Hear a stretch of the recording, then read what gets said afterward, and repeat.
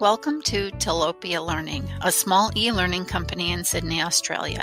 They create online training for banks, insurance companies, government departments, and retail businesses. It is a fast-paced environment with tight deadlines, but a casual and fun office environment. Lynn Dixon is an instructional designer who has worked at Tilapia for about 1 year. She came from the U.S. with a master's degree in ed tech with a focus on instructional design. Because her Australian colleagues lack formal education in instructional design, Lynn is highly regarded and asked to take the lead on many projects. It's 9 a.m. in the office and Jeanette Parks has arrived. She is the sales team leader at Tilapia and secures work with new and existing clients. Lynn has always wanted to be more involved with the sales process at Tilapia because there often seems a disconnect between what is sold to the client and what the company is capable of within the time and budget allowed. As Jeanette approaches Lynn grows somewhat nervous as she already has a full schedule. Hi Lynn, we've got an exciting project kicking off this week and I'm told you'll be the lead. Cairns Aquarium wants to develop a touchscreen kiosk to celebrate World Wetlands Day. We'll need to fly to the aquarium on Wednesday to get started. Lynn is excited about the project as the topic and nature of the project reflect her professional pursuits. She puts her other projects in order and begins researching touchscreen interfaces as she has no experience designing instruction for touchscreen devices. Lynn and Jeanette arrive at the aquarium where they are greeted by Laura Barton, the aquarium team leader, and Ben Williams, the aquarium education manager. Laura and Ben take Lynn and Jeanette on a brief tour, viewing and discussing the location of the kiosk. They leave the exhibit area and enter a meeting room where Lynn hands out the meeting agenda and some sample project documents. They begin discussing their roles and responsibilities. Laura Barton is the Marine Park Aquarium team leader.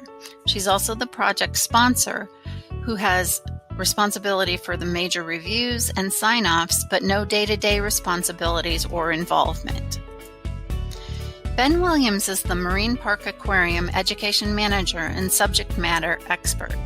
He has day-to-day responsibilities on the project. He's responsible for the client timeline, he coordinates with Lynn, he handles preliminary reviews and feedback, and is the resident wetlands expert. Lynn is the instructional designer on this project. She summarizes data into a high-level document, communicates with stakeholders, develops detailed project plans, and works with other design team members. Jeanette Parks is the sales team lead at Tilapia. She is responsible for keeping the project on time and reminding people of deadlines. She also addresses further needs as they arise.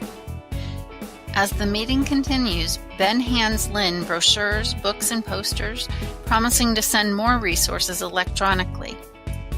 He goes on to explain that the exhibit theme is connections between the Great Barrier Reef, wetlands, and catchment areas, and that the exhibit should demonstrate the relationships and interconnectedness between the environments. He also wants the kiosk to offer information on different types of wetlands and the role of wetlands in Aboriginal culture and heritage. Laura makes a point to mention that similar kiosks will be displayed at regional information centers and that the software should acknowledge each of these regional areas by name and description to honor their significant funding and support for the project. Ben enthusiastically describes his idea of showing a bird flying high in the sky, then quickly flying down into a more detailed billabong setting. Jeanette chimes in and reviews the project statement of work, which specifies the agreed total content time of 20 minutes at an average interactivity of medium. The mention of a time limit reminds Ben to explain that they want to measure how much time any learner spends in a particular kiosk section and have a report that indicates the most popular and longest viewed sections. Jeanette confirms this is included in the project scope and Tilapia's technical developers shouldn't have an issue making it happen. Jeanette also reminds Laura and Ben that although audio narration will be included with the kiosk, the budget did not allow for the hiring of professional voice talent to do the recordings. Instead, the team would use voices from Tilapia Learning's professional staff. Lynn steers the conversation back to how a typical project should run and provides detail regarding the next steps. She will return to Tilapia to review Ben's content, determine which topics and activities to include, and summarize this information in a high-level instructional design document. Everyone is happy as the meeting concludes.